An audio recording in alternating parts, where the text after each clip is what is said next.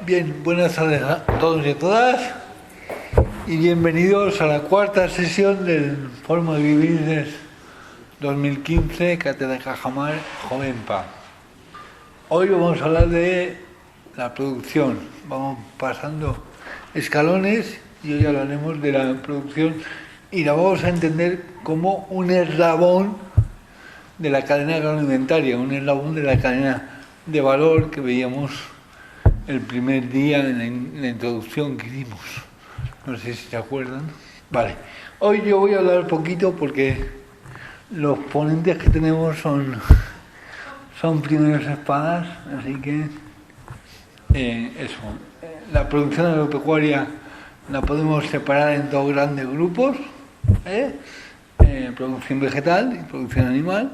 Por lo tanto tendremos ponentes que hablarán de producción vegetal y ponentes que hablarán de producción animal. Vamos a tener una primera charla de genética con Juan José Ruiz, que dicen que saben mucho de esto. Después vendrá Enrique Riquelme, que es el director de la empresa Agrotecnología, que es una empresa que está en la Vega Baja y que es puntera a nivel mundial en una serie de desarrollos que nos va a explicar, que seguro que aprendemos mucho. Y después el profesor José Ramón Díaz nos va a ilustrar con el oficio de pastor. Estoy seguro que va a ser muy interesante. Y me lo han dicho esta mañana, que es curioso, porque Miguel Hernández era pastor. Entonces no deja de ser curioso el tema.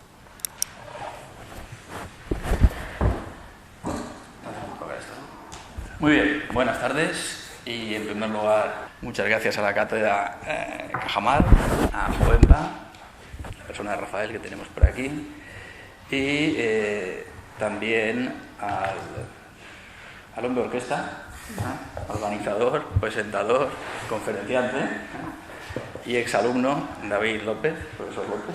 Muchas gracias. Bien, me han pedido que hable sobre la genética en la producción agraria. Esto puede ser un seminario de 200 horas o puede ser 10 minutos. Como me han dado 20 minutos, lo que vamos a dar simplemente es unas pinceladas y destacando algunos aspectos más importantes y más actuales que yo considero.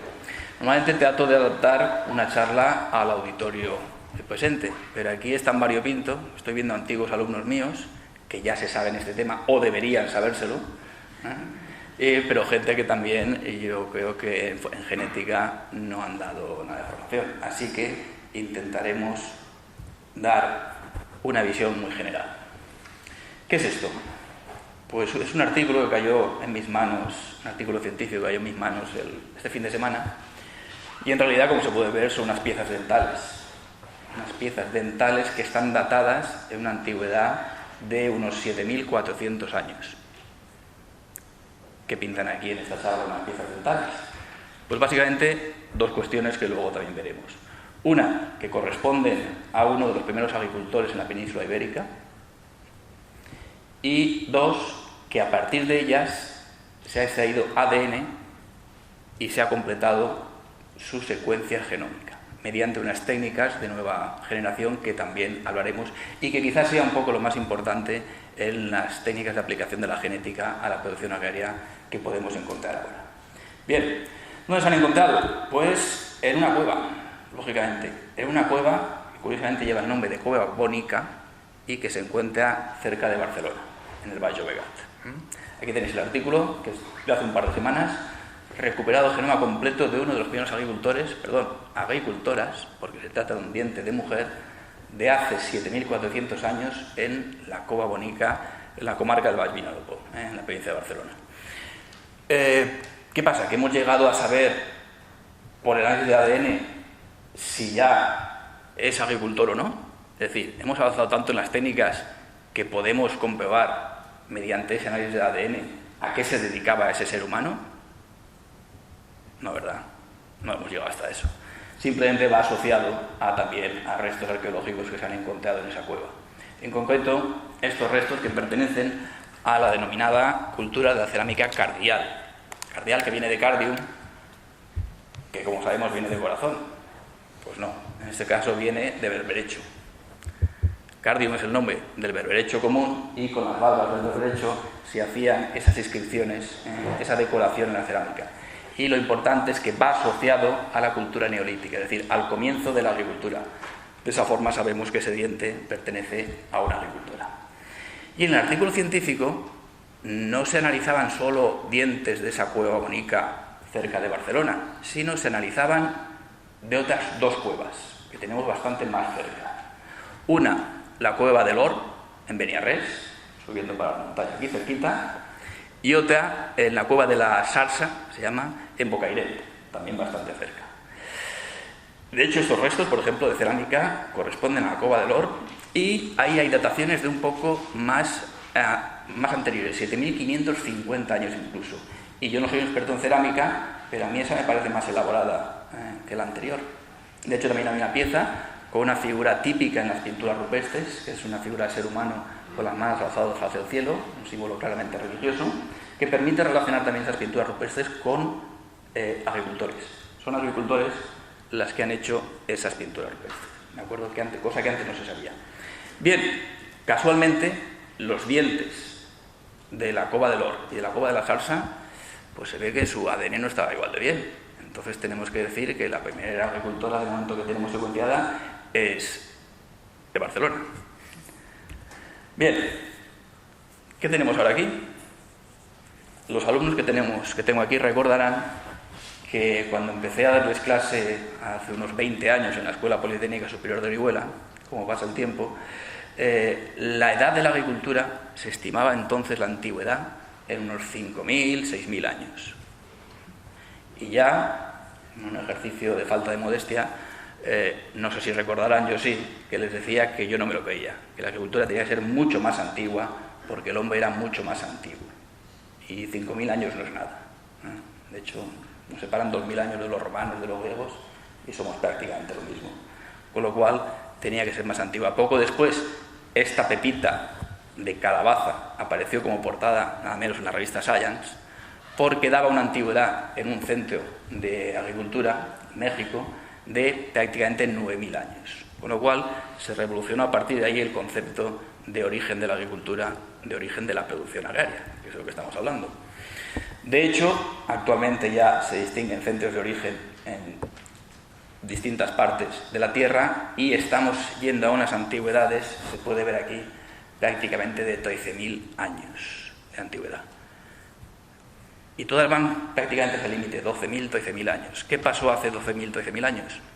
Recordemos que fue la última glaciación, con lo cual, antes de la glaciación, difícilmente podía haber agricultura en la Tierra.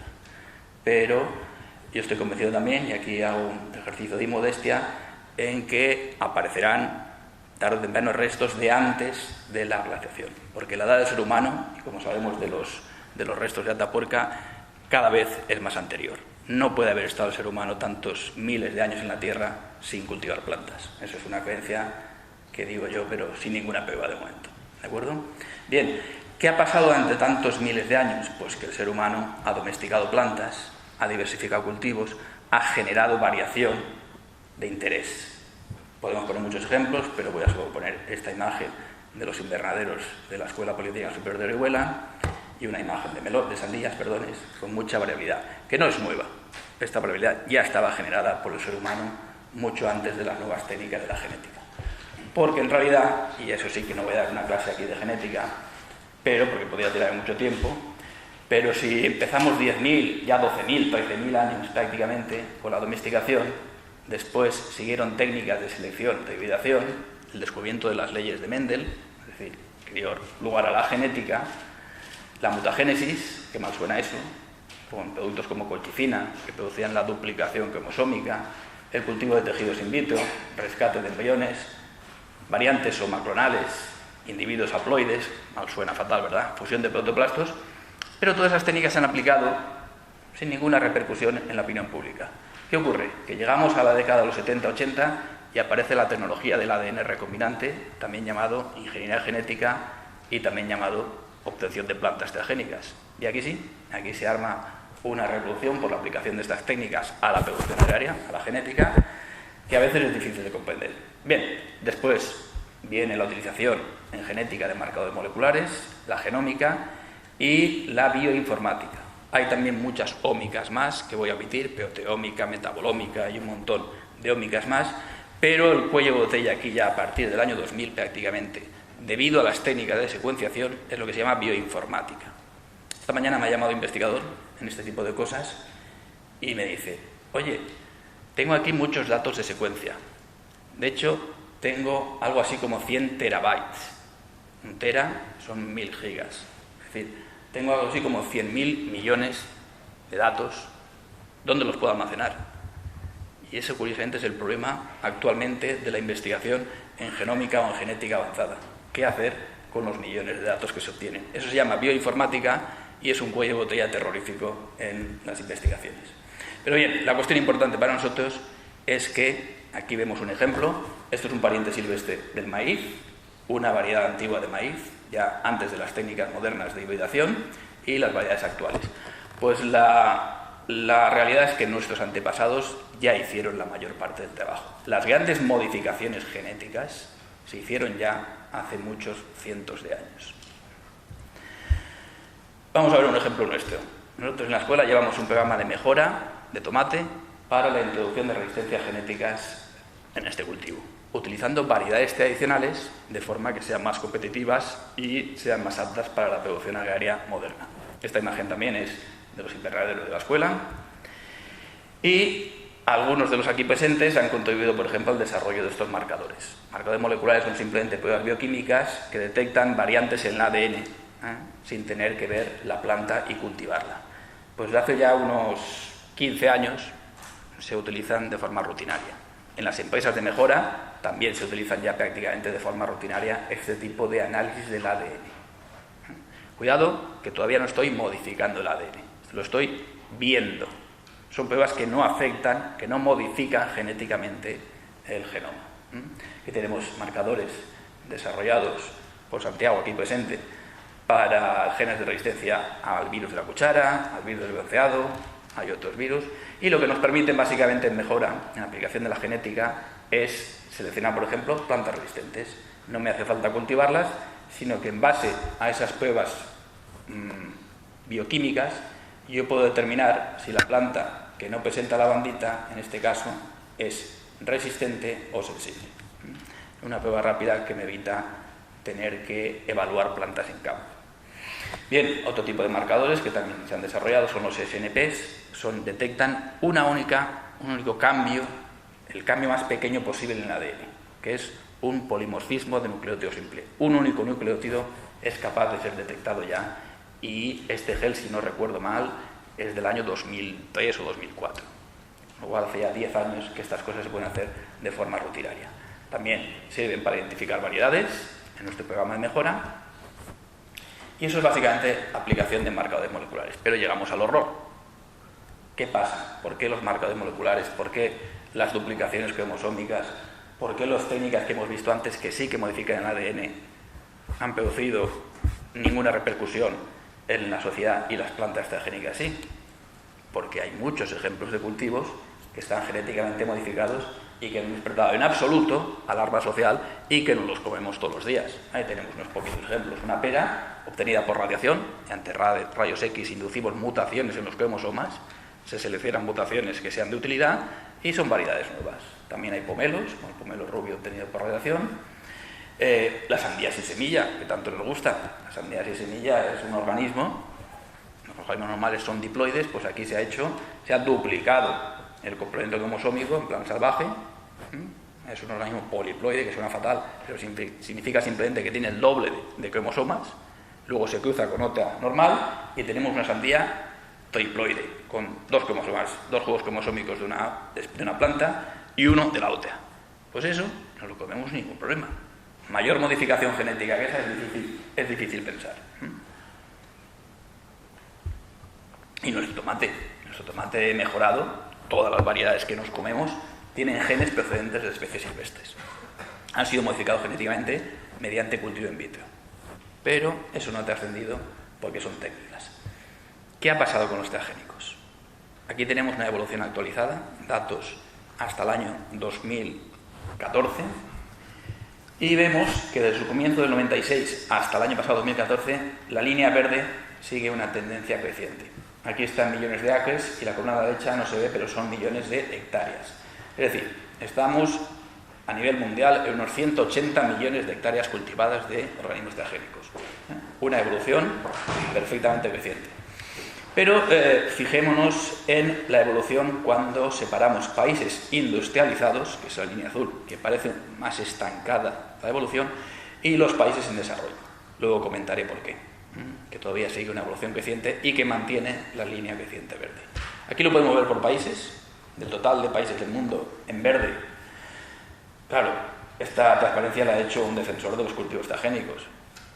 El color hubiera sido negro o rojo si estuviese en contra de los cultivos transgénicos, ¿de acuerdo?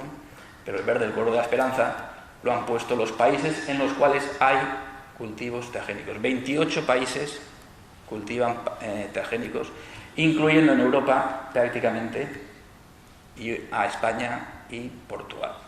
Como dice aquí abajo, el año 2014 hubo un récord de 18 millones de agricultores en 28 países distintos que plantaron 180 millones de hectáreas de productos transgénicos. Seguimos viendo la evolución cruzada de las líneas de países industriales desarrollados, y países no desarrollados. Aquí podemos ver que está el 87% de la producción transgénica concentrada en las Américas, América del Norte, América del Sur, y básicamente en muy pocos cultivos. Estamos hablando de la soja y el maíz prácticamente, y el algodón en la zona de Norteamérica. Muy poquito en África, prácticamente nada en España, en Europa. En España ya sabemos que lo único que hay prácticamente es maíz, un par de variedades de maíz transgénico autorizadas, y 0,1 millones, 100.000 hectáreas de maíz aproximadamente hay. Sin embargo, aquí hay un monstruo creciente que es China, que de momento solo tiene el 11%, pero va a romper todas las barreras en los próximos años porque han liberalizado el cultivo de transgénicos sin ningún tipo de restricción. Esa es la situación. Vamos a utilizar aquí unos datos robados al director de la cátedra Cajamar. Esta transparencia está sacada de YouTube, y aprovecho para decir que estas conferencias se pueden ver en un canal YouTube específico de la UMH, están todas, es fácil de buscar, son muy interesantes porque se pueden encontrar datos útiles. Y aquí, de la transparencia de mi compañero y sin embargo amigo, director de la cátedra, Francisco del Campo, hay unos datos interesantes, repetidos muchas veces, pero pocas veces escuchados. La FAO, por ejemplo, no hace más que repetirlo continuamente y cae muchas veces en saco roto. Y es la disponibilidad mundial de alimentos. No me importa repetirlos. 800 millones padecen hambre, es decir, una ingesta inferior a 2.100 kilocalorías. Por cierto, conozco dietas que son inferiores a eso, pero en fin. Y sin embargo, las explotaciones agropecuarias producen 2.700 kilocalorías persona día de venir global. Es decir, hay de sobra. Los problemas son dos: el acceso a la comida y el despilfarro. El despilfarro, en principio, es más demagogia que otra cosa. Lo problemático es el acceso a la comida. Cálculos de la FAO y también de otros organismos: hacia 2050 la población mundial habrá aumentado en un 25%, es decir, de 7.500 millones a 9.400 millones. Y encima se habrá concentrado más aún de lo que ya está en las ciudades, hasta el 70% será urbana. Además, la difusión de la prosperidad impulsará mayor demanda de proteínas, con lo cual también habrá que satisfacer esa demanda de alimentos. Se necesitarán 9.000 millones de toneladas, pero será difícil. ¿Por qué será difícil? Porque básicamente no hay más tierras de cultivo ya. Todo lo contrario, cada vez hay más gente y menos tierras de cultivo disponibles. ¿Qué hacemos entonces? Pues tenemos que ir a una carrera suicida o loca a favor de los incrementos de producción. ¿Cómo se consiguen? Pues aquí tenemos una gráfica que solo llega hasta los años 70, de cómo han evolucionado los rendimientos por hectárea en función del año de liberación, el año en que salen los cultivares mejorados, ¿de acuerdo? Y vemos también una proporción lineal. Mientras esta proporción lineal se mantenga, no hay problema. El problema realmente viene, aunque la curva, si la prolongamos, está prácticamente plana en los últimos años. ¿De acuerdo?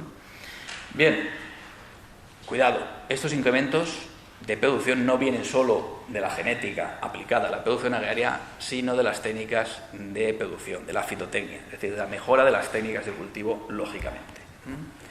Y volvamos entonces a la producción. ¿Qué ocurre aquí? Que el incremento está en los países en desarrollo. ¿A qué da lugar esto? A que se venda la aplicación de plantas transgénicas como una mejora de la producción a nivel mundial. Ese aspecto no voy a entrar en ello porque es muy polémico, pero es muy discutible y no es cierto en absoluto. Es decir, no es una necesidad el desarrollo de plantas transgénicas para solucionar el problema del mundo. Ya es mi opinión, lógicamente, pero en fin, luego podemos polemizar sobre ello. ¿Qué ocurre con las transgénicas? Tampoco vamos a dar aquí un seminario sobre transgénicas, pero sí reconocer que algunos de los peligros asociados a las plantas transgénicas que se anunciaban con antelación hace 20 años, sí que se han confirmado. La mayor parte de ellos no, pero otros sí. Por ejemplo, se decía que podían dar lugar a supermalas hierbas. ¿Qué sería una supermala hierba? Pues una mala hierba que incorporase, por ejemplo, la resistencia a un herbicida, como el herbicida glifosato, resistencia que llevan las plantas transgénicas de la compañía Monsanto, como todos sabemos. Pues es cierto, y podemos ver aquí, que jamás se había pensado que se pudiera generar resistencia al glifosato por su modo de acción, pero a partir de la liberación de las plantas transgénicas sí que vemos en la línea roja un incremento de plantas que son malas hierbas, que son resistentes al glifosato. No es tan trágica la situación porque vemos otro tipo de resistencias a otros herbicidas sin necesidad de intervención de plantas transgénicas. ¿De acuerdo? Luego, ¿tenemos que tenerle miedo? Pues en principio, no tanto. ¿Por qué entonces la opinión pública, y por qué, sobre todo en Europa, está en contra de las plantas transgénicas? Pues según mi interpretación, y eso ya también es una interpretación, porque no han sabido venderlas bien. ¿Por qué no han sabido venderlas bien? Aquí tenemos un libro de un gran investigador que se llama Francisco García Olmedo. El libro es del cambio de siglo, de 1999 o 98. Y lo titula La tercera revolución verde. Se refiere a las plantas transgénicas. La primera revolución verde sería el neolítico, cuando se origina la agricultura. La segunda es la generación de unas plantas que salvaron, unas variedades de trigo y cebada, que salvaron muchas vidas humanas en la India y por el cual dieron un premio Nobel al agrónomo que las desarrolló. Y la tercera sería, según este autor, las plantas transgénicas. ¿Y qué pone en portada? Nada menos que una col fluorescente gracias a un gen marcador obtenido del genoma de la medusa. ¿Alguien le apetece comerse esa col? ¿No, verdad? ¿Qué necesidad hay de vender un producto nuevo cuando no supone ninguna ventaja para el consumidor? Todos los caracteres que se pusieron en esta primera generación de plantas transgénicas no suponen ninguna ventaja para el consumidor. A mí como consumidor me da igual que lo que me coma tenga resistencia a herbicida. Al productor sí que le vende bien, y a Monsanto también, a la compañía que lo vende, y a la compañía que vende el herbicida también. Pero al consumidor no supone ninguna ventaja. Otro carácter, resistencia a insectos. De nuevo, lo que yo me como no tiene ninguna ventaja porque tenga un gen que sea resistente a insectos. La segunda generación de transgénicos que veremos pronto sí que hacen incidencia en caracteres que benefician al consumidor, como mayor calidad, algunos tipos de fortificación de nutrientes específicos, que ya veremos. Pero para mí, y esta es mi opinión, ¿qué han conseguido? Pues lo que ejemplifica este semanal del año 99, parece que fue. ¿Qué ven ustedes ahí?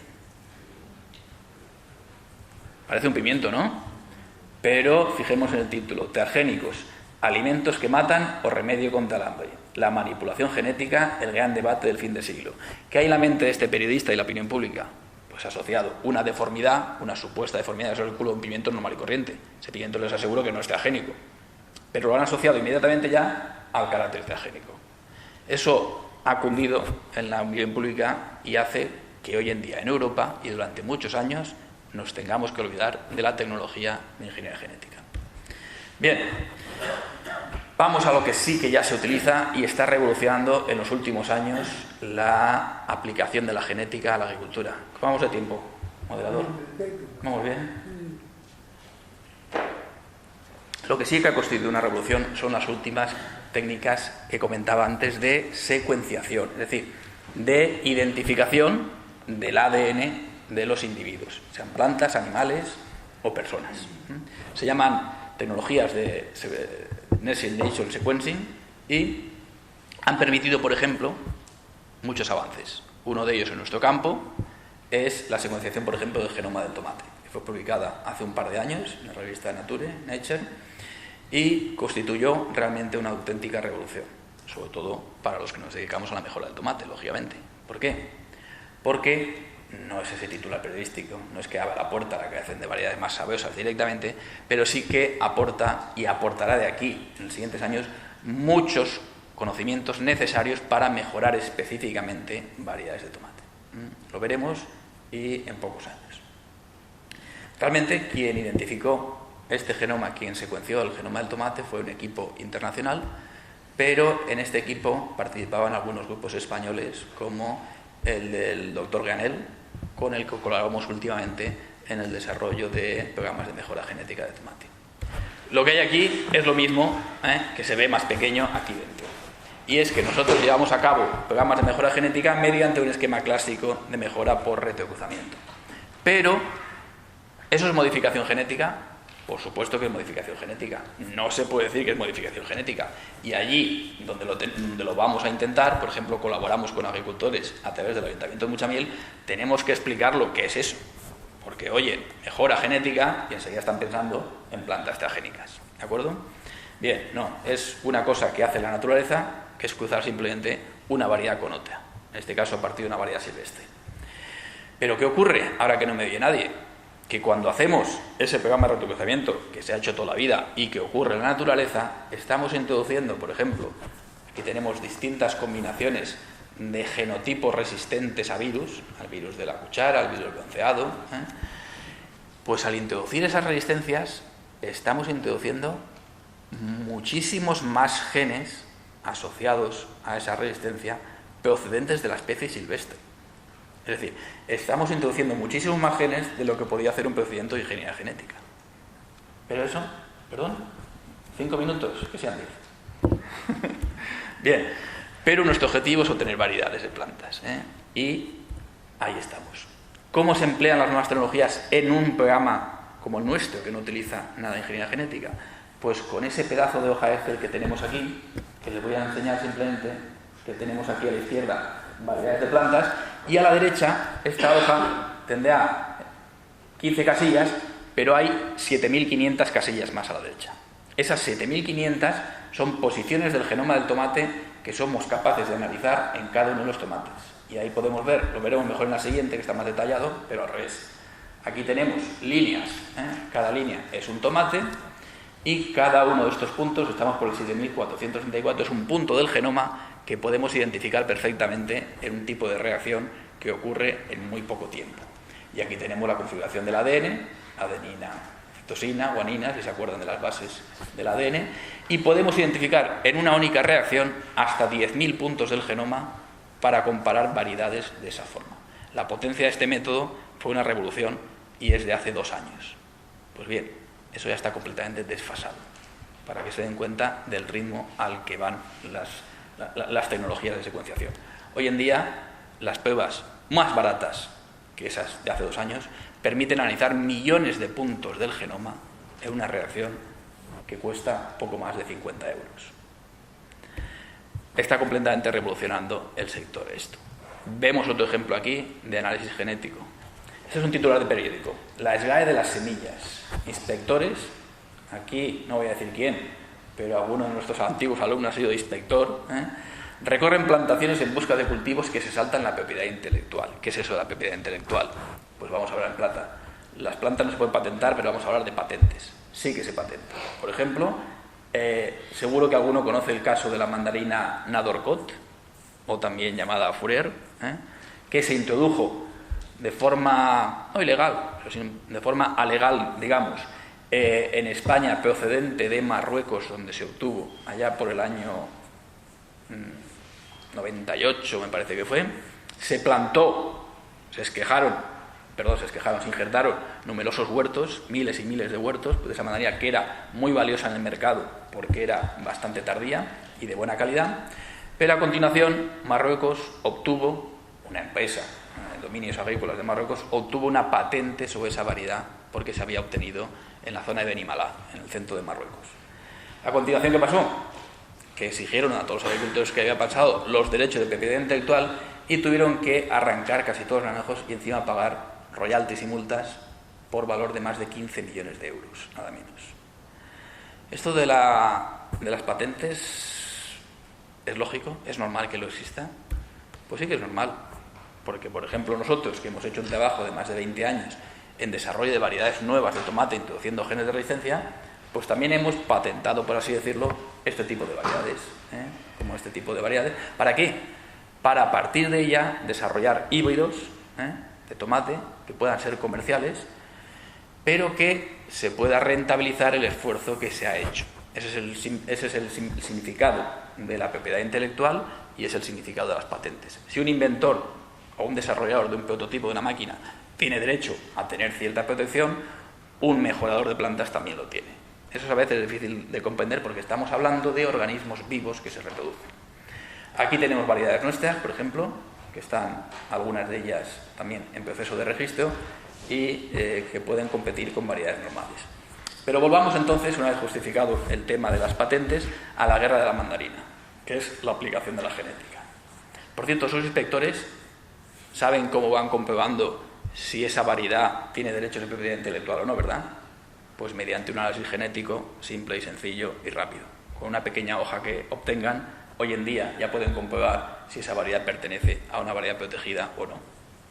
Bien, pero luego apareció lo que se llama la guerra de la mandarina. Es otro tema un poco independiente, pero muy relacionado también con la genética. ¿Qué ocurrió? Que unos investigadores de la Universidad de California en Riverside desarrollaron también, a partir de la mandarina Nadorcot o Aforer, o algún predecesor suyo, una nueva, desarrollada en California, Riverside, pero que encima tenía la enorme ventaja de que no tenía semillas. Enorme ventaja, como sabemos, en la fruticultura. ¿Qué ocurre? ¿Cómo lo hicieron? Ahora lo veremos. Pero la empresa que lleva los derechos de propiedad intelectual de Nadorcot denunció y demandó a esta otra, porque decía que su variedad era prácticamente la misma que la suya, con lo cual los derechos de propiedad intelectual los tenían los de la Casa Real de Marruecos. ¿Dónde está el tema y por qué digo que está de actualidad? Porque después de muchos litigios el tema se dilucidará, como pone aquí, dentro de unas pocas semanas, en el juzgado número 1 de lo mercantil de Valencia, con una demanda que tiene que resolver un juez. Es curioso. ¿Y en qué se basará? Pues se basará, lógicamente, en pruebas de ADN. ¿Y qué hay en este sentido? Pues, por ejemplo, esto es titular de periódico, yo no he visto el estudio, pero aquí dice que la empresa que lleva los derechos de Marruecos ha realizado un estudio comparativo de los genomas de la variedad Tango Gold, que es la americana, la de California, y la Nadorcot. ¿Mediante qué? Mediante técnicas de secuenciación masiva que analizan millones de puntos del genoma, como les estoy diciendo.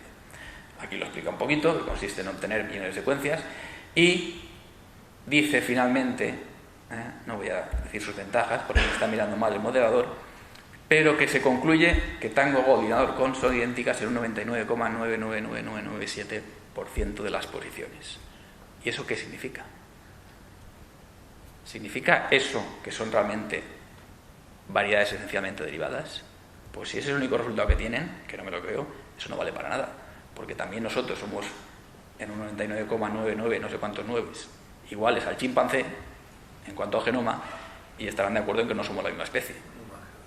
¿De acuerdo? Uno más que otro. Veamos la versión del profesor Michael Gross, que es el director de departamento y profesor de genética de la Universidad de Riverside. ¿Cómo se obtuvo, y aquí volvemos a relacionar el tema con las transgénicas, la mandarina Tango? Pues lo explico fácilmente.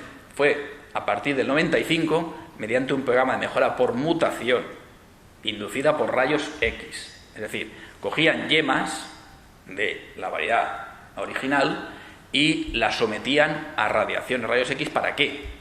Para producir mutaciones, rupturas en los cromosomas, reorganizaciones, translocaciones, es decir, cambios, modificaciones genéticas mucho más importantes de lo que hacen las plantas transgénicas.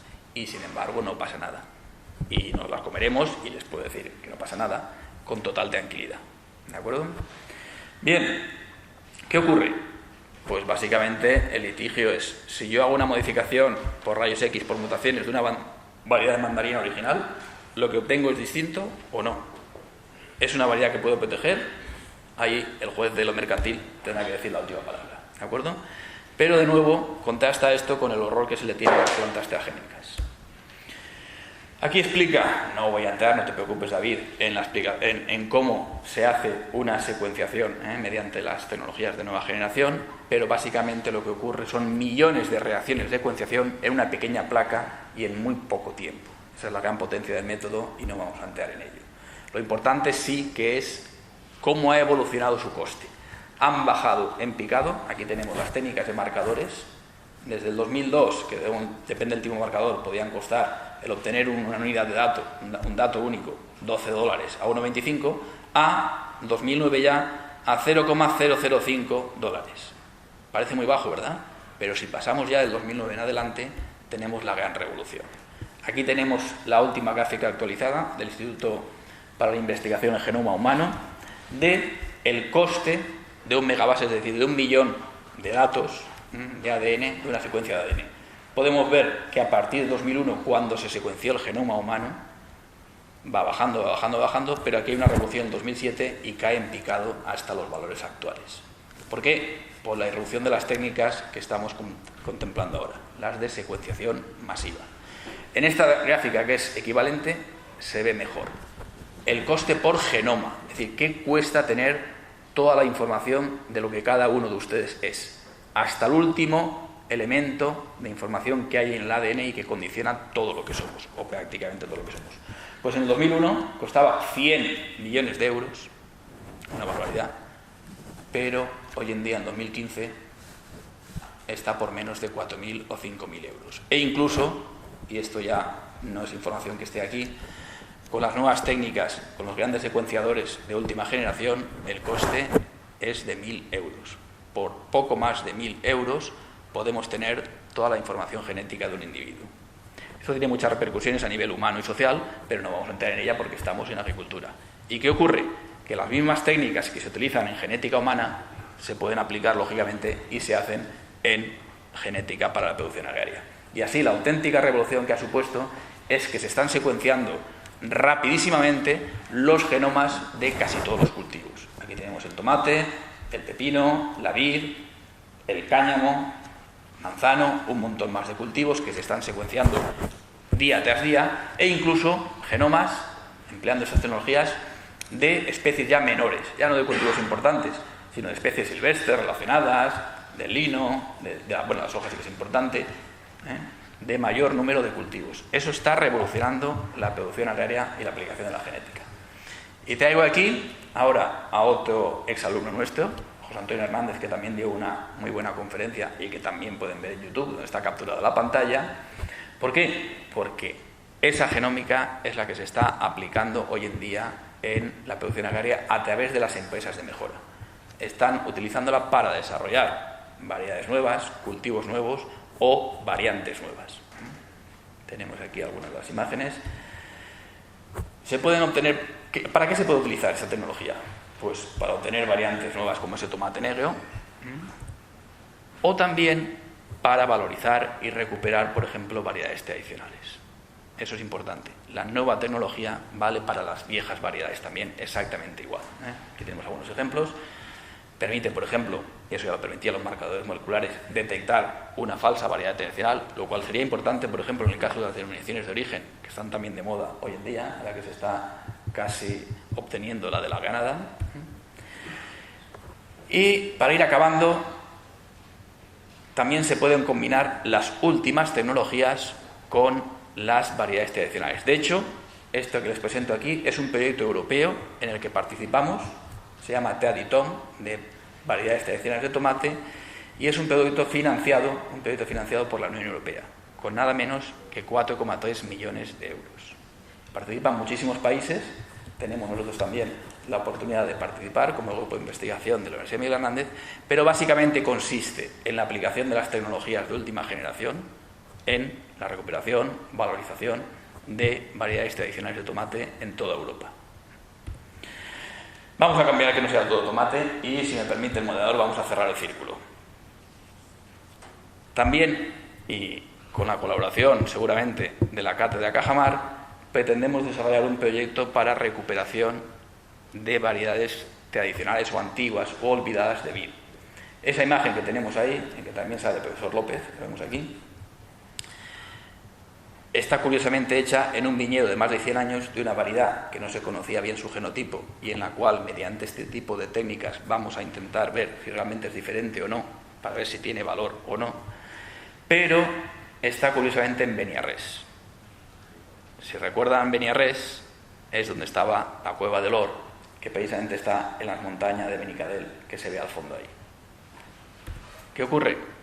Y aquí tenemos de nuevo, y volvemos al principio, que no sé por qué, pero últimamente hay quien está empeñado en que volvamos a la cueva, tanto desde el punto de vista tecnológico como desde el punto de vista de otros tipos de más sociológicos o políticos.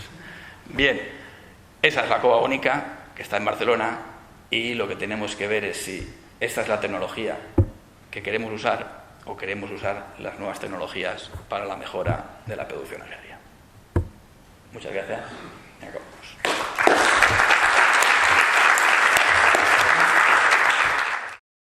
Buenas tardes, me llamo Enrique Riquelme, soy director del Grupo Agrotecnología.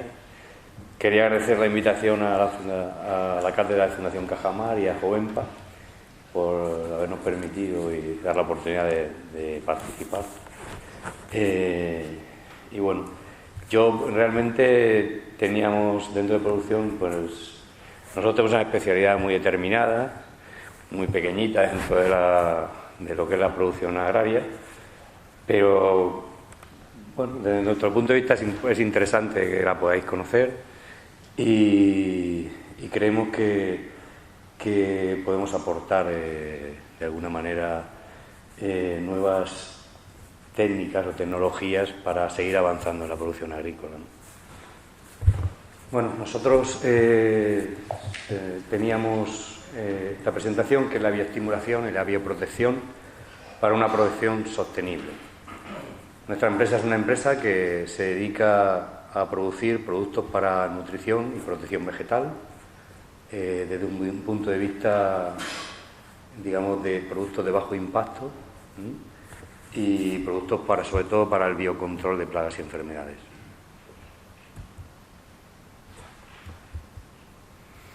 Aquí hay algunos de los datos que mi antecesor ha estado incluso comentando, algunos de ellos, ¿no? Están sacados del Foro Económico Mundial, donde hay distintos datos de la influencia o el impacto de la agricultura dentro del planeta en el que vivimos, ¿no?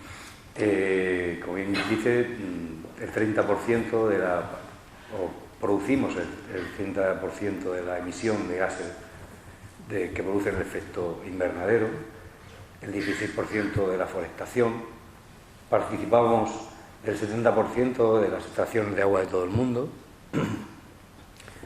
Eso es, como bien decía, tenemos 10.000 años de producción histórica de alimentos y estos 10.000 años deberían ser igualados en los próximos 50. Tenemos 925 millones de personas en hambruna y nuestro sector, aun siendo primario, da el 40% del empleo mundial. Bueno, pues aquí realmente se nos plantea un futuro en el cual todos debemos de visualizar en que tenemos que potenciar, mejorar, lógicamente, la agricultura, ¿no? Para nuestro punto de vista, y como os he dicho, desde nuestro segmento, pues lógicamente intentamos analizar, en un principio analizamos de forma global el sector agrícola, el mundo de la producción, y una de las preguntas que nos hacemos siempre es ¿qué nos demanda el mercado?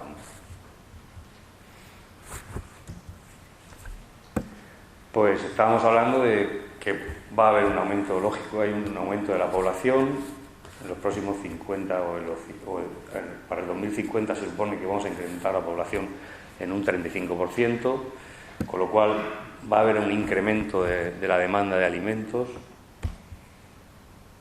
Como decía anteriormente mi antecesor, vamos a tener sobre un 25% menos de superficie para cultivar. Debemos, y nos debe preocupar el medio ambiente, tenemos que conseguir tener una agricultura más sustentable, que nos ayude a cuidar y a mejorar nuestro entorno, porque estamos viendo lo que está ocurriendo últimamente a nivel medioambiental. Y, lógicamente, pues cada vez las personas tendemos a preocuparnos más por nuestra salud.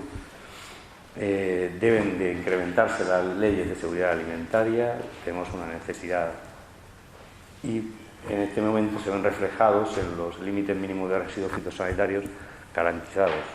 O sea, cada país, dependiendo de su perspectiva, tiene unos límites mínimos que deben de cumplir todas las frutas y hortalizas que se consumen. También tenemos que tener en cuenta la responsabilidad social corporativa y el acceso a los mercados. Es decir, nos planteamos que nuestros clientes puedan romper las barreras que actualmente tienen, básicamente incluso en Europa, que estamos en un mercado común en el cual pues, no hay fronteras, como sabéis, pero sí hay barreras fitosanitarias, están tipificadas por los límites mínimos de residuos que hemos hablado, y lógicamente una de nuestras preocupaciones es que nuestros clientes puedan o no deban tener problemas al respecto.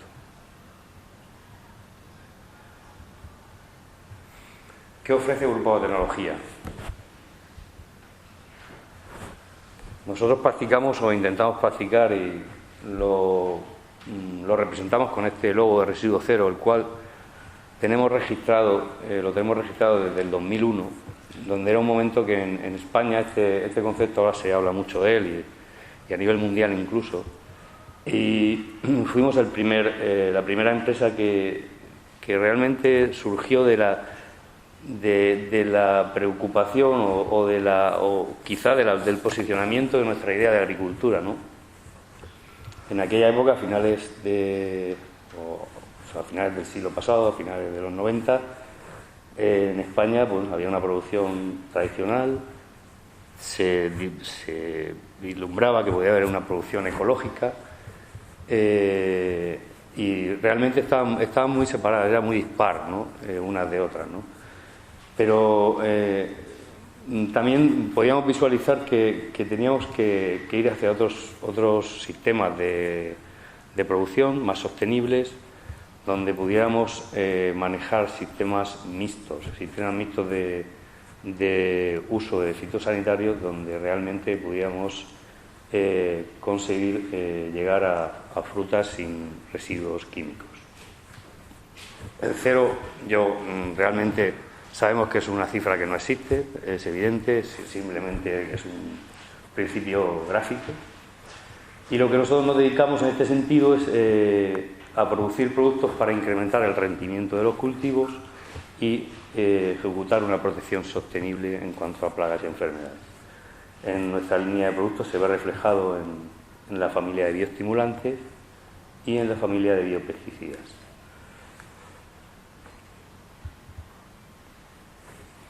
Bueno, no he querido poner una definición de bioestimulante, ¿no? Para nosotros.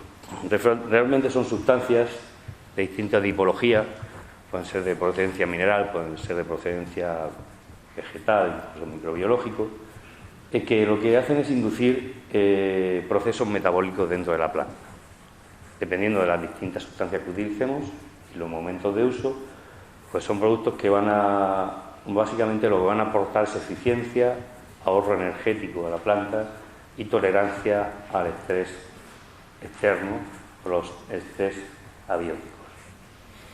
Esto, lógicamente, produce o incrementa la productividad y la calidad de los frutos cultivados, y de ahí obtendríamos un resultado hacia nuestros clientes o agricultores, incrementando sus rendimientos. Este es el objetivo básico. Este es el objetivo básico de los bioestimulantes. En relación a lo que estamos hablando, a la agricultura general, realmente son productos que tienen ventajas, que pueden de alguna manera apoyar lo que es el abastecimiento y el incremento de la demanda mundial de alimentos que estábamos hablando.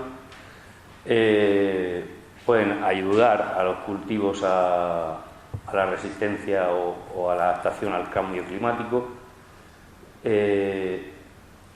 Inciden o son un sumando dentro del desarrollo rural sostenible, la optimización de recursos naturales, la mejora de la calidad de productos y combaten la desertización y el empobrecimiento de la tierra.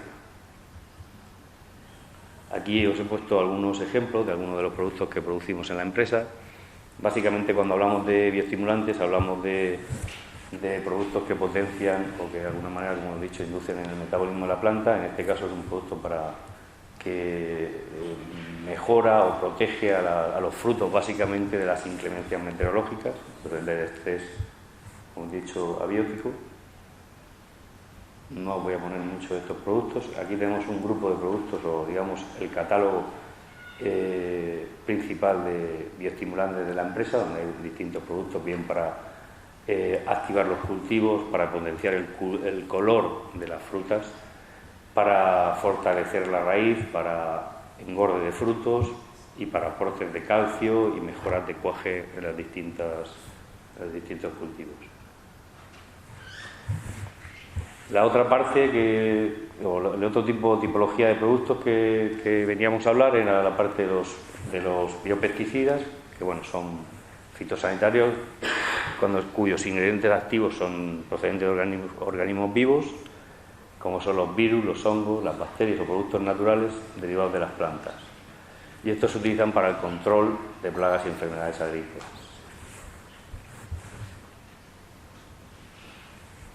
De la misma forma, los biopesticidas son un aporte hacia los medios productivos, porque no aportan residuos fitosanitarios, con lo cual tenemos un control de los LMR que debemos de cumplir, o si no lo tienen son muy bajos en algunos casos. Es una herramienta eficaz para el manejo de las resistencias dentro de las enfermedades y las plagas que de alguna manera sufren las plantas, respetan la fauna auxiliar, son productos de bajo impacto para el medio ambiente, garantizan la seguridad del trabajador, del agricultor, y garantizan la seguridad alimentaria, además de dar facilidad dar acceso a los mercados de exportación para los productores, como hablábamos, por su bajo nivel de residuos. Bueno, este producto es un producto lo he puesto básicamente porque es el primer producto que hemos conseguido registrar en Estados Unidos. Es un bioplaguicida, en este caso es un producto antimildiu y bueno, viene dentro de la línea de investigación propia de la empresa. Es un producto único, el cual vamos a empezar a comercializar en Estados Unidos posiblemente en 2017. Aquí también tenemos el catálogo actual de los productos biopesticidas que vendemos actualmente en España.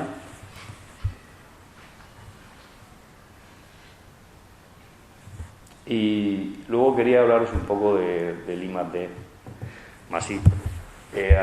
Hablando con David el otro día, porque realmente lo acabo de conocer ahora aquí como profesor López, pero es mi vecino, no lo sabía. Nos vemos normalmente en el ascensor.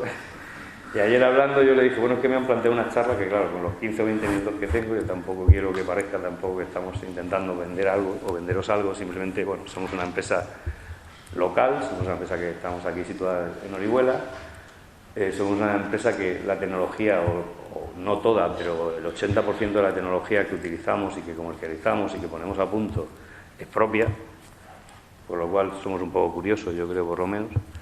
Y él me decía, bueno, yo le decía, bueno, pero es que a mí lo que me han dicho es que hable para la producción de bioestimulantes y biopesticidas. Y yo me decía, oye, pero es que a mí me interesa también que habléis un poco del tema de investigación, ¿no? Porque me imagino que el aforo, pues, no sé, son estudiantes, gente que, bueno, estamos hablando de una zona como es la Vega Baja, que es evidente que tradicionalmente ha sido una zona agrícola y que bueno, está dentro del plan estratégico, quizás.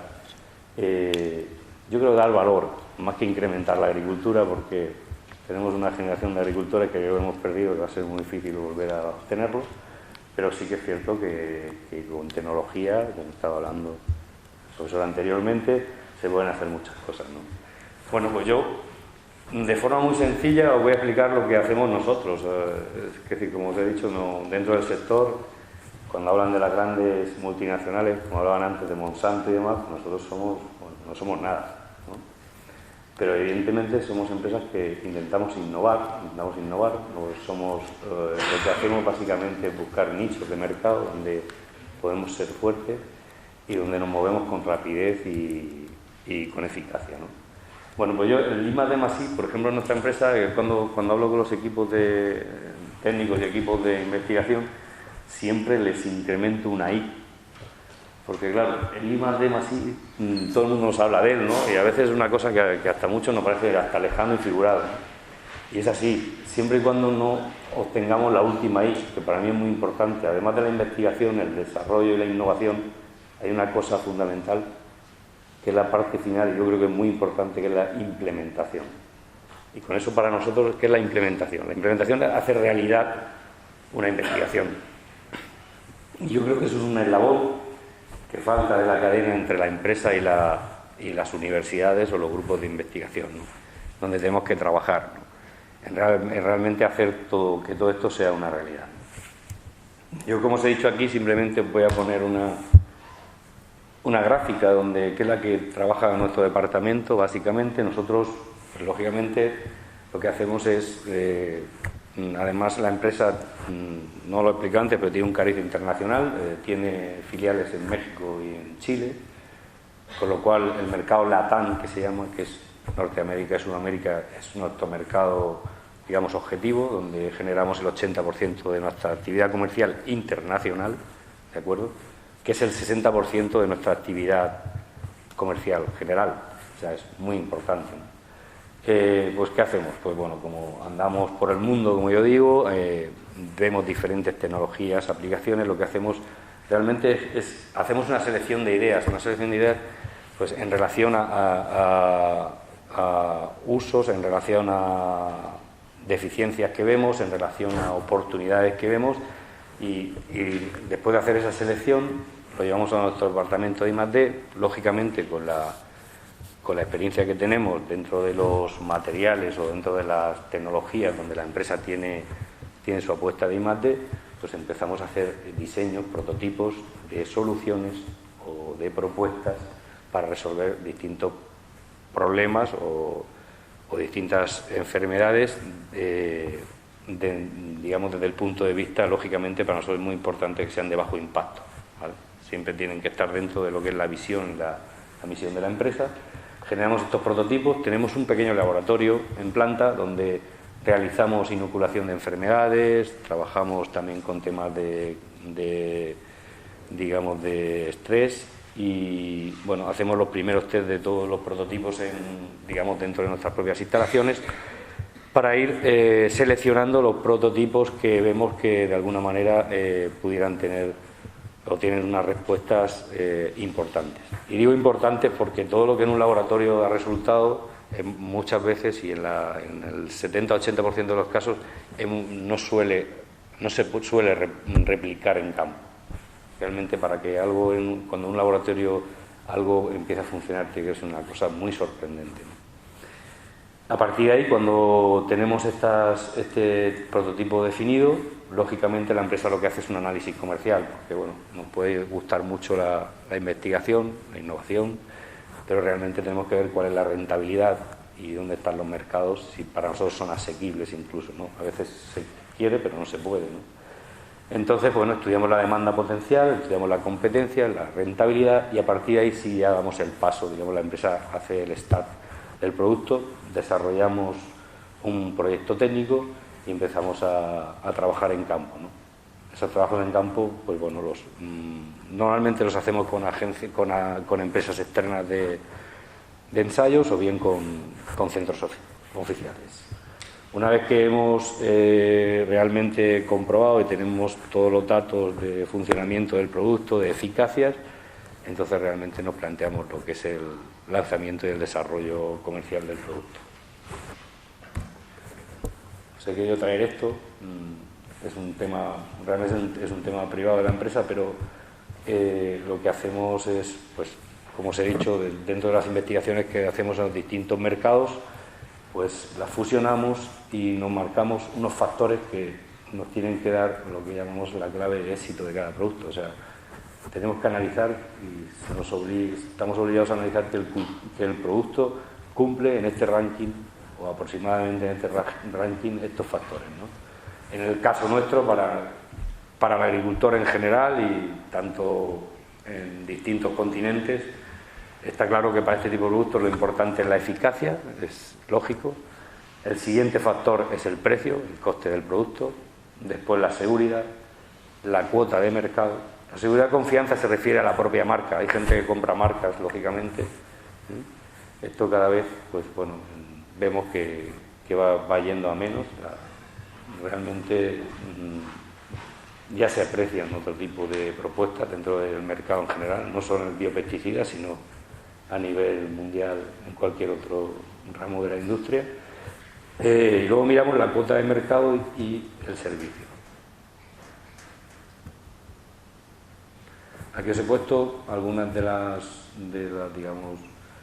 distintas universidades y centros de investigación con los que trabajamos, de distintos países, como os he dicho, bien la Universidad Católica de Chile, trabajamos en la Universidad de Chapingo en México, trabajamos en la Universidad Miguel Hernández, donde tenemos algunos trabajos tanto a nivel del campus de aquí de Orihuela como en Elche. Trabajamos con el IMIDA, con el IBIA, tenemos 2 años de un trabajo con la Universidad de Ghent en Bélgica para una selección de bioplaguicidas que Bélgica va a intentar proponer a la Unión Europea para obtener los registros fitosanitarios pertinentes. Y bueno, también trabajamos con la Fundación Cajamar, sobre todo en la zona de las Palmerillas, en Almería, en El Pita y en Tecnova. Y ahora, bueno, voy a acabar, porque teníamos solo 15 o 20 minutos, y lo que voy a poner es un vídeo de la empresa, donde vais a ver la imagen de la empresa y un poco lo que yo os acabo de contar. Superpoblación, aumento de la demanda mundial de alimentos o contaminación por excesivo uso de pesticidas son solo algunos factores que marcan el presente y futuro de un sector como el agrícola que necesita un cambio de modelo. Adecuarse a una nueva realidad que exige un aumento del rendimiento y la productividad de los cultivos y una agricultura donde la salud y el respeto por el medio ambiente son fundamentales. Por eso, nos sumamos al desarrollo de una alternativa moderna y, sobre todo, sostenible. Un nuevo modelo en el que la investigación y la innovación tecnológica adquieren una importancia vital. Grupo Agrotecnología, pionera iniciativa empresarial, se centra en la elaboración y comercialización de productos de gran eficacia en nutrición vegetal y biocontrol, ofreciendo soluciones de alta calidad enfocadas a optimizar la calidad de los cultivos, cuidar el planeta y satisfacer las exigentes necesidades de productores, consumidores y mercados. Para lograrlo, apostamos firmemente por la excelencia en materia de calidad e innovación de productos como paso necesario para atender la creciente demanda de un mercado internacional que sitúa a Grupo Agrotecnología como uno de los referentes del sector de los cultivos agrícolas de alto valor.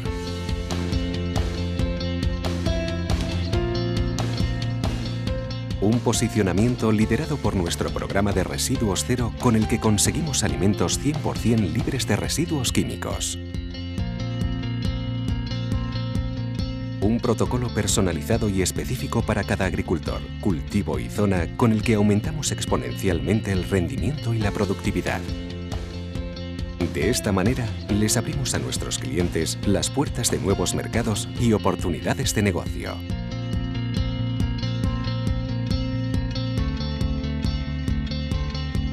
Desde nuestra sede central en España y gracias a nuestras filiales productivas, operamos en los 5 continentes, abarcando la práctica totalidad de los principales cultivos de orden mundial.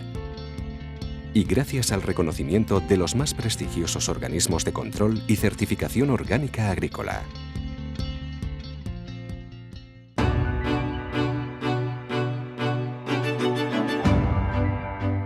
Miramos al futuro con la firme intención de seguir ofreciendo productos y servicios de alta innovación tecnológica, totalmente efectivos y competitivos, que nos permitan afrontar con garantías los retos futuros a los que se enfrentarán no solo la agricultura, sino también el planeta.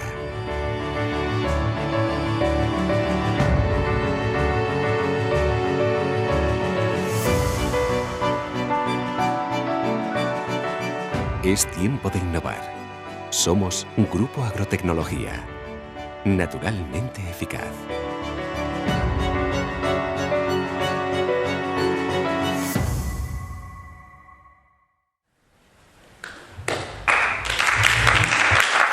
Muchas gracias.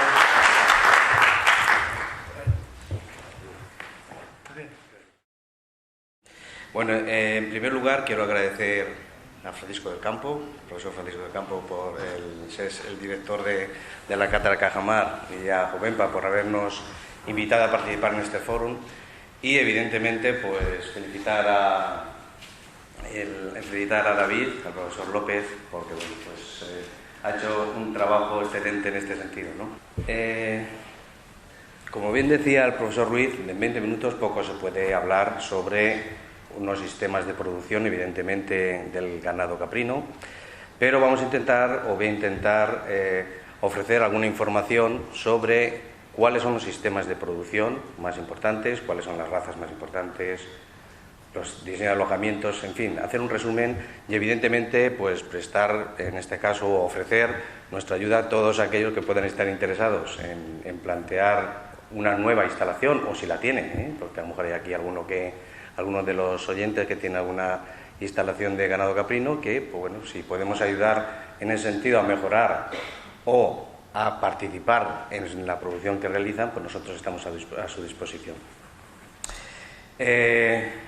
Soy profesor del área de producción animal dentro del Departamento de Tecnología Agroalimentaria de la Escuela Politécnica Superior de Huela. Me voy a permitir el lujo de hacer también, dar a conocer pues también dentro, que ya lo han hecho en otras jornadas, pero bueno, por lo menos dar a conocer también nuestro departamento y el área y las granjas que tenemos en este sentido en el campus de Orihuela.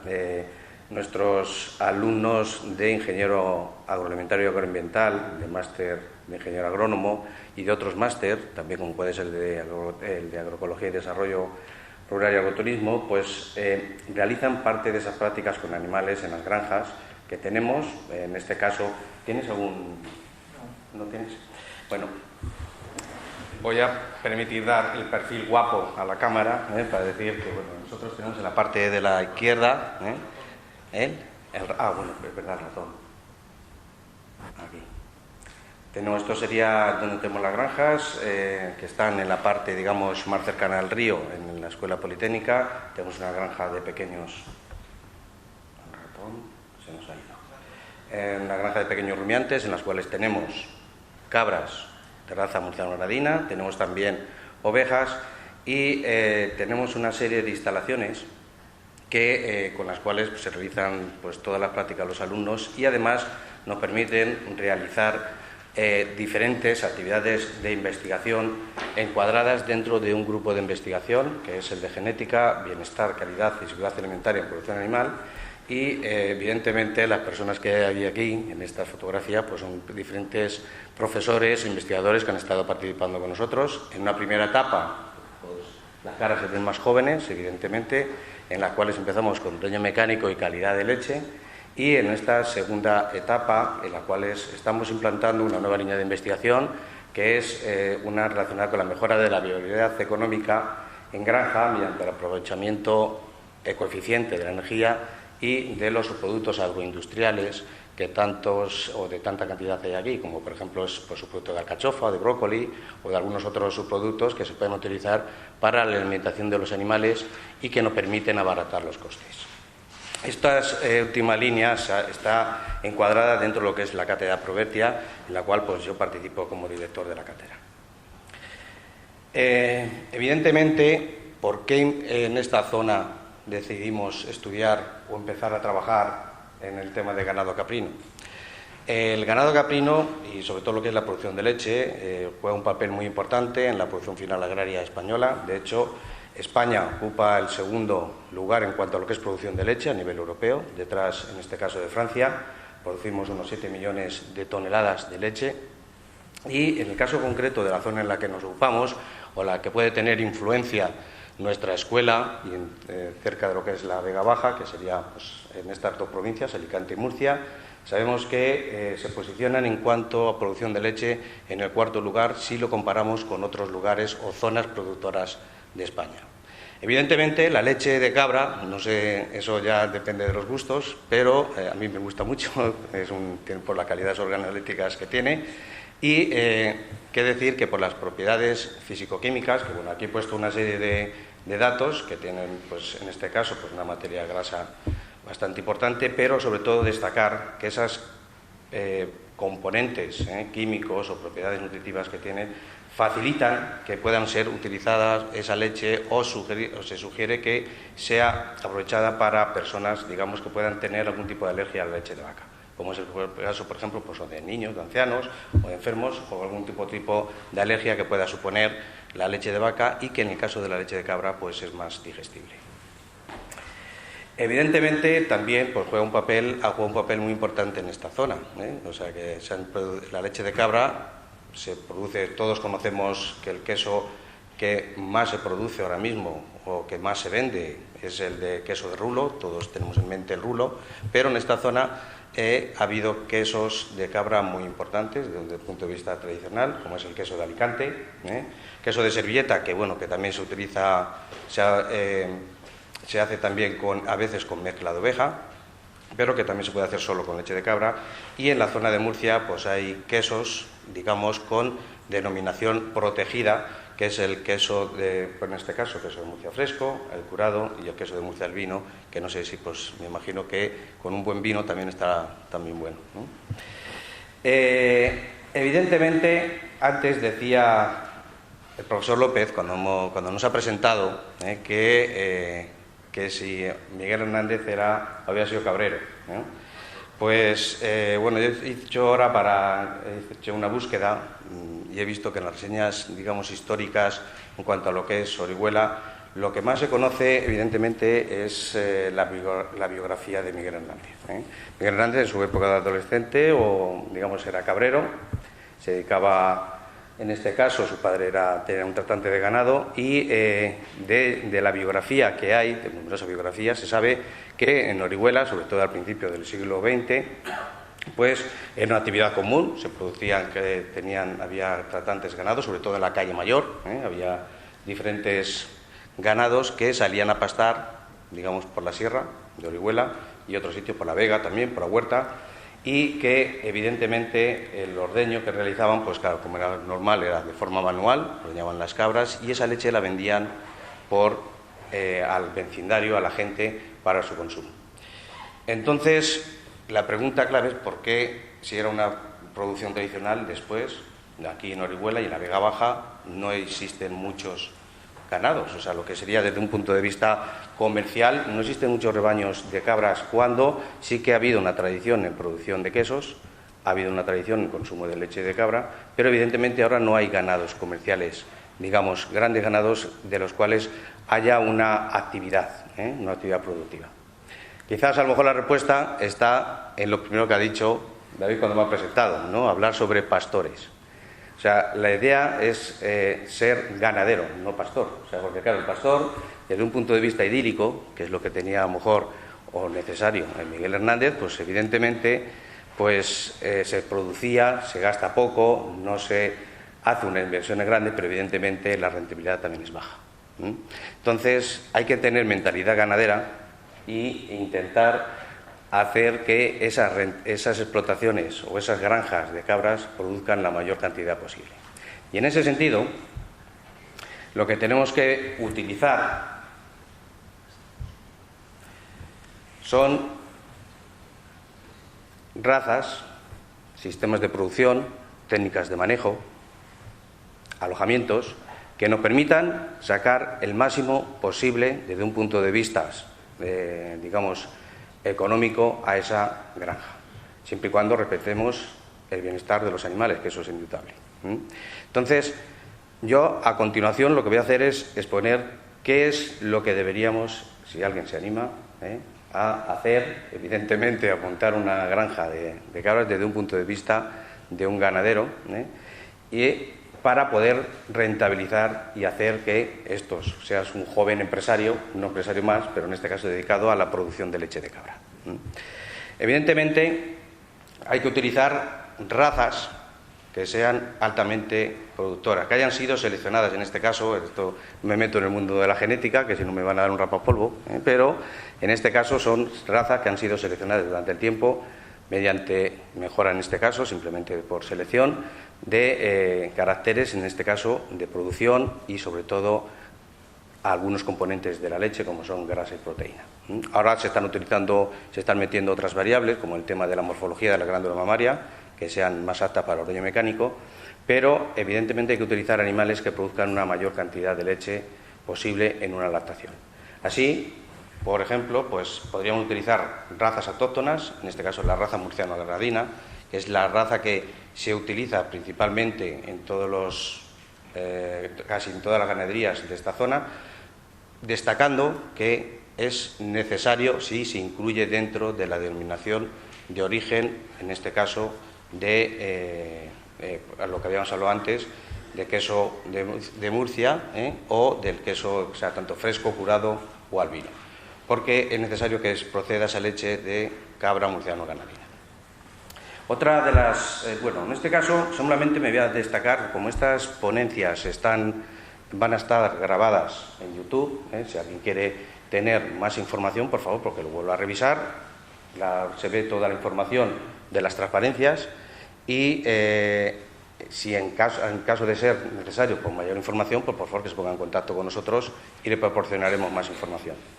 Simplemente decir que la murciano-granadina llega a producir, en este caso, hasta 700 litros de leche en 252 días, con un 5,1% de grasa. Otra raza que se utiliza también, o se puede utilizar, es la malagueña, que bueno, es más para la parte de Andalucía. Este animal, esta raza, en este caso, produce menos cantidad de leche, pero bueno, no está mal, que son 452 kilos en 240 días, con un 5% de grasa. Y una cosa que estaba hablando también, que no he comentado, es, evidentemente, dentro de los ingresos de una explotación, además de la leche, van a estar los cabritos. La prolificidad que van a ver aquí indica la cantidad de cabritos que esos animales son capaces de dar de media en un parto. No quiere decir que da 1,9 cabritos, esa es la media. O sea que realmente, después de en este caso, de cada 100 partos, pues van a dar, en este caso, 190 cabritos.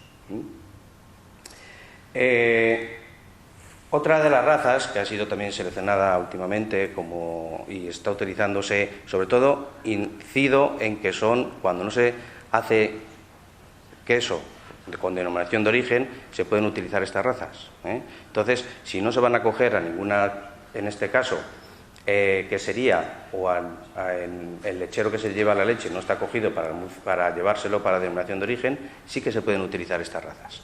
En el caso que estamos comentando, es una raza, la raza florida, se destaca por el colorido ese que tiene, en este caso, moteado. Y este animal, si se dan cuenta, ya es muy parecido a lo que es la raza murciano-granadina. Se me pierde el ratón, aquí. 668 kilos, también con un porcentaje de grasa muy parecido a la murciano-granadina y porcentaje de proteína similar. Otra raza que ya sí que ha sido seleccionada y es foránea, o sea, están las razas autóctonas, que son originarias nuestras, y están las razas extranjeras, foráneas, en este caso procedente del cantón de Sanen, en Suiza, en la cual esta se puede decir que es pues una pequeña vaca, pero en cabra. Entonces, realmente este animal llega a producir hasta 800 kilos, pero sí que hay que destacar que el porcentaje de grasa, vamos a ver aquí, antes estábamos hablando de que nuestras razas autóctonas pues, llegaban a producir menos, 700 litros, pero con un 5% de grasa. En este caso, la composición, evidentemente, queda más diluida y, por lo tanto, lo que es en cuanto a lo que son rendimientos queseros, pues puede ser menor y es menor en cuanto a esos litros de leche vendidos. Ahora bien, ¿qué hacer para no ser un pastor?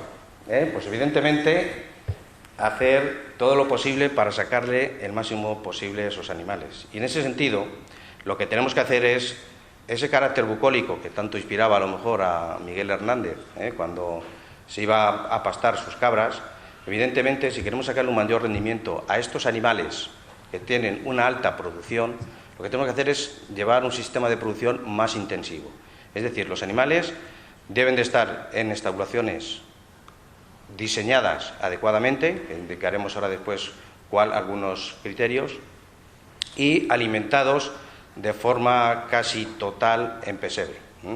La forma de abaratar costes de ese alimento es utilizar diferentes subproductos, como antes les he dicho, y por eso estamos estudiando en el tema de la cátedra Provertia ese aprovechamiento de subproductos para abaratar costes en la alimentación. Entonces, pero sí que tenemos que hacernos la idea de ser un ganadero, tiene que ser una fábrica de producción de leche. Entonces, evidentemente, y pongo siempre el paréntesis con el respeto y el bienestar de los animales, pero evidentemente sacarle el máximo posible a ese negocio. Entonces, tenemos que pensar en un régimen intensivo y, por otro lado, hacer lo posible que esos animales lleguen, todos los que tenemos en la explotación, en la granja, a que tengan un parto al año. Para eso, os he puesto aquí una gráfica en las cuales les indico pues, cuáles son los diferentes estados productivos, y ahora hablaremos de técnicas de manejo, por los cuales deberán pasar esos animales para conseguir ese parto al año que estamos buscando. Un animal, cuando pare, evidentemente las crías irán a lactancia, haremos lactancia artificial, en este caso los animales, lo que son las cabras, no amamantan a las crías, sino que las apartaremos, lo veremos ahora después también, y las cabras pasan a ser ordeñadas durante 10 meses. Las cabras adultas y aproximadamente unos 5 o 6 meses las cabras jóvenes. A los 7 meses de producirse el parto se tiene que producir una cubrición. A continuación de esa cubrición, evidentemente, seguirán 3 meses, porque la gestación dura 5, 3 meses en ordeño y 2 meses en secado, para que después se produzca el parto. El parto, hemos dicho, en este caso, ahí cerraríamos el ciclo, a continuación ocurriría otra vez para el segundo parto o tercer parto y entraríamos en un ciclo, en ese caso, productivo. ¿Qué ocurriría con las crías? Las crías hemos dicho que van a ir a lactancia artificial. De esas crías, cuando pasen 35 días, o van a matadero, que evidentemente son los cabritos lechales que nosotros nos comemos, o bien se van a ir a reposición. Reposición es para renovar los animales que tenemos dentro de la granja. Esos animales, cuando llegue la época productiva, pasarán a su primera cubrición y a continuación al parto. Y ahí es donde entra de nuevo ya lo que es el sistema, digamos, o el ciclo productivo que antes estábamos hablando, para conseguir un parto al año. No me voy a detallar todos los datos que hay aquí en la tabla, porque si no, pues sería un poco pesado, pero sí que dejar constancia varias cosas que tienen que conocer para poder llevar a cabo ese ciclo productivo. Debemos de conocer cuál es el ciclo biológico de los animales. Sabemos que la gestación, en este caso de una cabra, dura 5 meses. Tenemos que tener en cuenta que la edad al parto, la edad a la cubrición, aunque no lo entendamos como tal, debe de entrar, generalmente los animales tienen que entrar antes del año de edad, es decir, aproximadamente a los 9 meses, cuando se ha alcanzado el 60% del peso de adulto, es cuando tienen que entrar a cubrición, y en el caso de los machos, a lo que es el año. Por otro lado, tener en cuenta también que el ciclo estral dura 21 días, para hacer el símil, para que todos lo entendamos, en la mujer dura 28 días. Y en este caso también comentar, ya me voy a ir directamente a lo que es el proceso, digamos, de longevidad, que esto es algo que tenemos que tener en cuenta, que las hembras en una granja tienen que estar como mucho 5 o 6 años, es la vida útil. Su edad, digamos, una cabra puede vivir aproximadamente 14 años, pero en una granja tenemos que acostumbrarnos a que a los 5 o 6 años sean renovadas por otras cabras, para que así no decaiga lo que es el ritmo de producción de la granja. Luego, en cuanto a lo que es relación productiva, tener en cuenta que debemos de tener, esta es la última fila, simplemente he dicho algunos caracteres más importantes. La relación productiva es la última fila debemos tener un macho por cada 20 hembras si son adultos y un macho por cada 15 hembras si son jóvenes. O sea, todo esto nos va a permitir realmente conseguir pues, ritmos reproductivos importantes.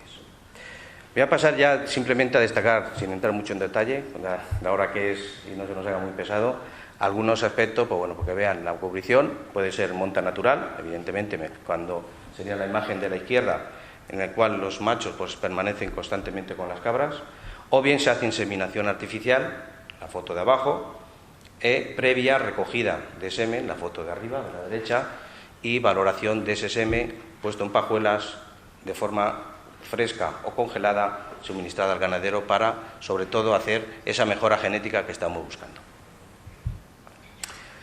Una cosa que tenemos que tener en cuenta es que los animales, sobre todo en el caso de las razas extranjeras, tienen a nuestro estacional en cuanto a ritmo productivo, es decir, que no tienen celos durante todo el año de forma continua.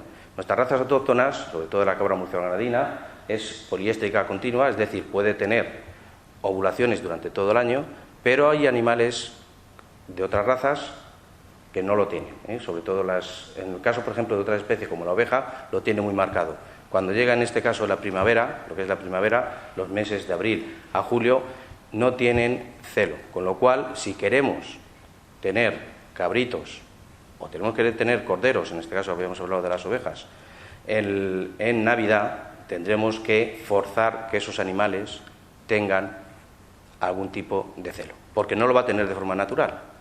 Ahí es donde estaba la diferencia que estamos hablando de ser pastores a ser ganaderos. Entonces, ¿cómo hacerlo? Pues evidentemente hay métodos naturales que se pueden hacer, se practican en ganadería ecológica, y luego hay otros métodos que no se practicarían en ganaderías ecológicas, que son los métodos hormonales. Los métodos naturales simplemente pues son los que aparecen a la izquierda, como pueden ver, el efecto macho, que es simplemente introducir de forma brusca machos en un rebaño donde hay cabras, y esos machos evidentemente tienen que estar apartados visual y olfativamente de las cabras durante un tiempo, para que así lo que hace es estimular que las hembras entren en celo. Otro caso es el flushing, o sea que los animales lo que hace es que se aumenta la aportación calórica en la ración y entonces estimulas que los animales también entren en celo, o el efecto simpatía, es decir, animales que tú, si tienes pocos machos, pues introduces machos con un lote de animales, esos animales que entran en celo, las cabras que entran en celo, hacen que otras cabras, por efecto simpatía, también entren en celo.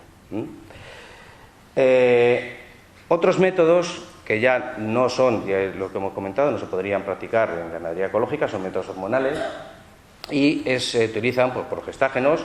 Ven en la foto, son una especie de esponja que se introducen en la vagina y que tienen progestágenos, y lo que hacen es durante un tiempo sincronizar el celo. Cuando tú se lo quitas, si en ese momento lo que haces es provocar una ovulación, en ese caso mediante PMSG, bueno, es otra hormona.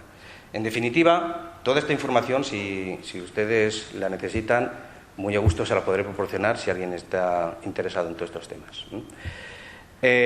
Otro de las hormonas que se suele utilizar también es la melatonina. La melatonina lo que hace es regular el fotoperiodo, en este caso, y se suele utilizar, se tiene que poner una inyección a las cabras 45 días antes de la cubrición.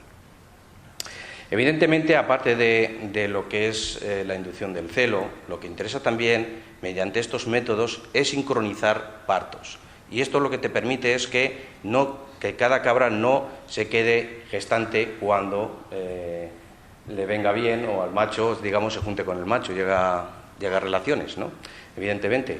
Pero lo que nos interesa es que los partos estén sincronizados para que así podamos formar lotes y los ganaderos puedan atender perfectamente esos partos y a los cabritos recién nacidos.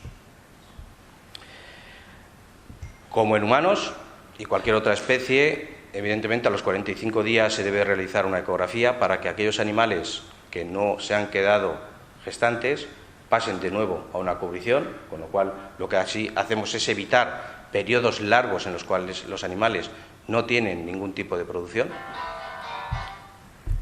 Y una vez producido el parto, lo que hacemos con los cabritos, estamos hablando de animales que son altamente especializados en producción de leche. Lo que nos interesa es vender la leche que producen esos animales, con lo cual lo que no nos interesa es que se lo beban los cabritos. Entonces, ¿qué es lo que hacemos?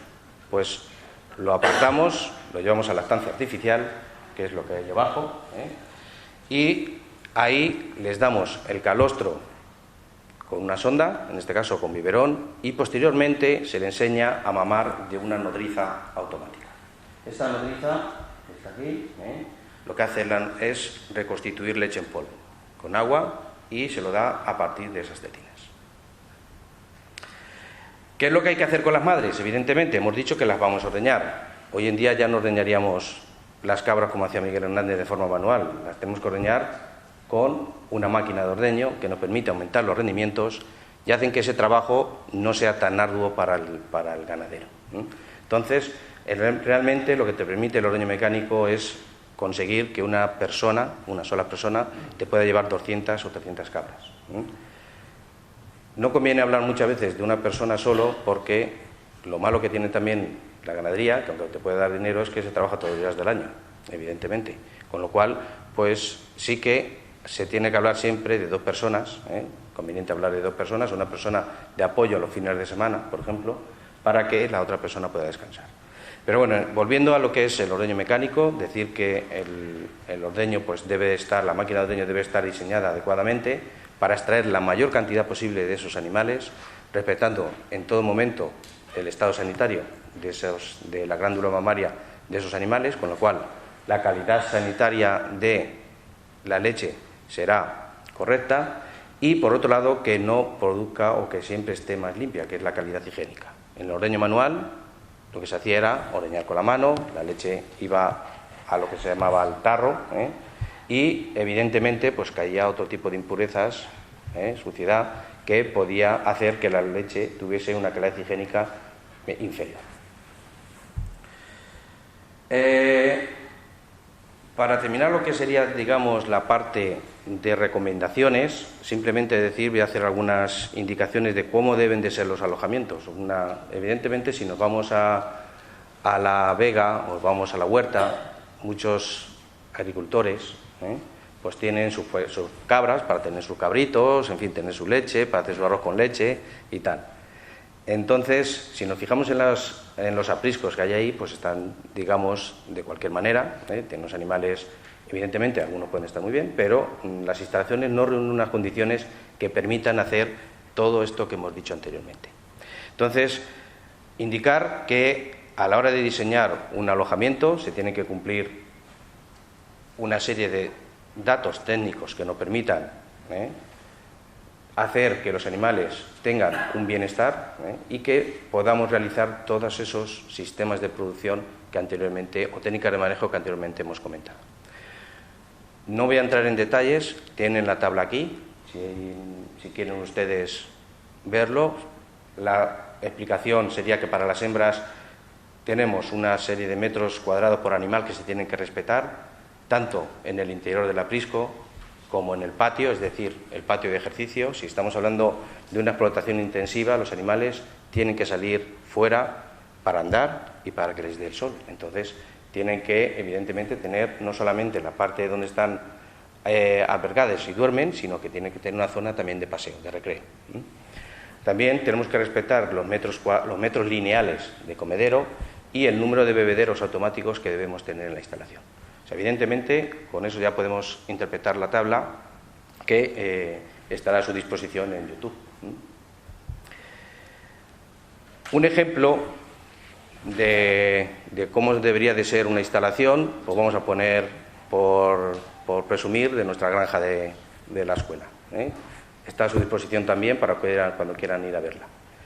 En este caso, lo que tenemos, ahora veremos sin imágenes, pero simplemente he puesto lo que es una distribución en planta. Aquí están los animales, las cabras.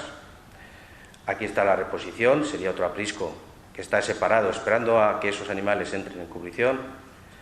Aquí está la sala de lactancia artificial, lo que es la sala de ordeño, con una lechería independiente y una sala de máquinas independiente. Bueno, unos aseos, un despacho. Nosotros tenemos aquí un aula, que es donde dan los alumnos, donde le explicamos la teoría para que luego después entren a la granja y hagan sus prácticas, pero que podría ser un almacén, en este caso, en cualquier otra granja. Visto ya con fotos, estaremos hablando del exterior, lo que es el parque, lo que estamos hablando, debemos tener un parque. Bueno, pues esto es una nave, básicamente como la que podemos ver para cualquier otra actividad. Afuera, simplemente tener en cuenta los parques para que los animales puedan salir. Un pajar y unos silos, que es fundamental también para lo que es la acumulación o almacenamiento de sus productos. Y vista por dentro, lo que estábamos diciendo, nosotros tendremos que tener, pues bueno, pues son instalaciones amplias, en donde es muy importante tener un pasillo de alimentación independiente, o sea que nosotros podamos suministrar el alimento a los animales sin tener que meternos dentro del aprisco. También es importante tener un pasillo de manejo, o sea que los animales, por ejemplo, que están en aquel extremo de allí, si hemos dicho que nos interesa hacer lotes de animales que puedan salir a ordeñarse sin tener que sacar el resto. Bueno, otra cosa que también es muy interesante, pero que encarece la instalación, son las cornadizas autoblocantes, que te permiten atrapar los animales para cualquier tratamiento, en este caso veterinario, por ejemplo. La sala de ordeño, fundamental que haya un foso en el cual se meta el ganadero para que, como lo pueden ver aquí, poder ordeñar los animales que se posicionan en una plataforma superior para que no tener que estar agachado, o sea que pueda tener unas condiciones de trabajo aceptables. Y luego, pues cosas que se pueden mejorar, evidentemente, pero que no son tan necesarias si no se tienen, pues ya serían pues animales, la forma de identificar y poder hacer un registro automático de la producción de leches es que los animales vayan entrando de uno en uno y cuando uno se entra en su posición deje paso al siguiente. Esto te permite poder controlar la producción individual de los animales y hacer una mejora genética dentro de lo que es el rebaño. Una cosa que hemos dicho que es muy importante también desde el punto de vista de calidad y es lo que tenemos que, es lo que nos va, digamos, a garantizar la venta de nuestra leche, que aparte, o mejor dicho, incluso no nos pueden llegar a prohibir que la vendamos, desde un punto de vista administrativo, es que tengamos siempre una buena calidad higiénico-sanitaria de la leche. Y en ese sentido tendremos que tener una lechería apartada donde se debe de refrigerar y almacenar hasta que se la lleve.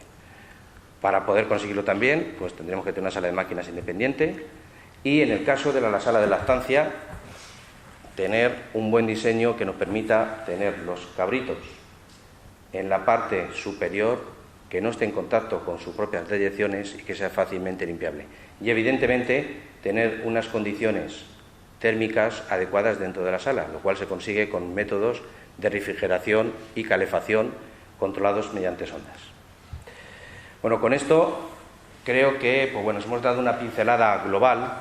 Yo creo que evidentemente lo que es una producción, hablar de lo que damos nosotros a nuestros alumnos en 3 o 4 meses, de cómo deben de producir leche de una manera, digamos, rentable y en unas condiciones higiénico-sanitarias, pues digamos aquí lo que hemos dado es unas pinceladas que evidentemente requerirían un poco más de formación e información, pero bueno, que yo creo que puede servir para dar a conocer que el ganado caprino pues también puede ser viable como una actividad productiva. Así que muchas gracias por vuestra atención.